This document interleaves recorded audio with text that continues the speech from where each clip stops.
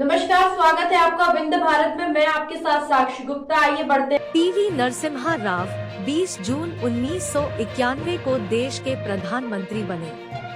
PM बनने से साल भर पहले उन्होंने अपना राजनीतिक करियर खत्म मान लिया था। यहाँ तक कि दिल्ली से अपना बोरिया बिस्तर समेट लिया था। अपनी किताबें, पसंदीदा कंप्यूटर और दूसरी चीजें हैदराबाद में अपने बेटे के घर भिजवा दी थी। यहाँ तक कि उन्होंने यह भी प्लान कर लिया था कि राजनीति छोड़ने के बाद आगे क्या करना है। नरसिम्हा राव ने तमिलनाडु की एक मॉनेस्ट्री को खत लिखकर कहा था कि राजनीति छोड़ने के बाद वह मॉनेस्ट्री ज्वाइन करना चाहते हैं। उन्हें पहले भी ऑफर मिला था, लेकिन तब ठुकरा दिया था। तो आखिर पीवी नरसिम्हा राव की किस्मत कैसे पलट गई? कैसे पहले कांग्रेस के अध्यक्ष बने और फिर प्रधानमंत्री की कुर्सी तक पहुँचे?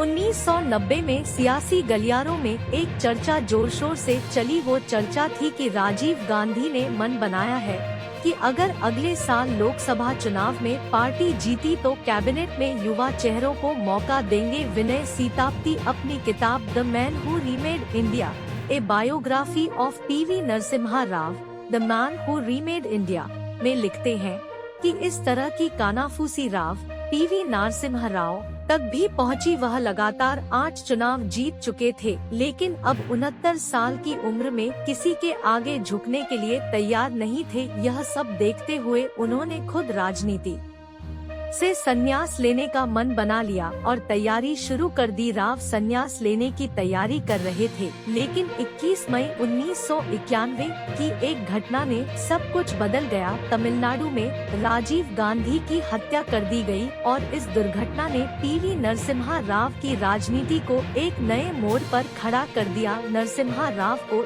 जब राजीव गांधी की हत्या की खबर मिली तो वह 10 जनपद पहुँचे। वहाँ पार्टी के वरिष्ठ नेता प्रणब मुखर्जी पहले से मौजूद थे। मुखर्जी राव को एक कोने में ले गए और कहा कि पार्टी में आम सहमति है और सब चाहते हैं कि आप अगले अध्यक्ष बने। सीतापति लिखते हैं कि राव यह खबर सुनकर बहुत खुश हुए, लेकिन उस मौके पर अपनी खुशी जाहिर नहीं होने दी। विनय सीतापति लिखते हैं कि नरसिम्हा राव का सचेत होना स्वाभाविक भी था, क्योंकि उन्हें खुद प्रणब मुखर्जी का किस्सा पता था।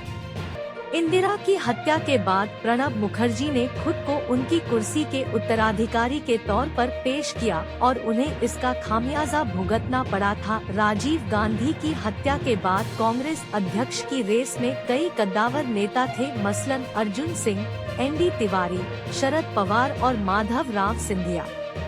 शरद पवार दौड़ में सबसे आगे थे, लेकिन कुछ वक्त पहले वह पार्टी को धोखा दे चुके थे। अर्जुन सिंह और माधव राव सिंधिया का नाम आया तो पार्टी के एक वर्ग ने इसे सिरे से खारिज कर दिया। फिर एनडी तिवारी का नाम आया, लेकिन तिवारी की राजीव गांधी से खटपट हो गई थी। राजीव के मना करने के बाद भी वह लोकसभा चुनाव में उतर गए थे। यह बात उनके खिलाफ गई। वरिष्ठ पत्रकार और पूर्व पीएम मनमोहन सिंह के सलाहकार रहे संजय बारू इंडियन एक्सप्रेस के एक लेख में लिखते हैं कि नरसिम्हा राव तत्कालीन राष्ट्रपति आर वेंकटन की पसंद थे। साथ ही उन्हें केरल के कद्दावर नेता के करुणाकरण और कई सांसदों का साथ भी मिला।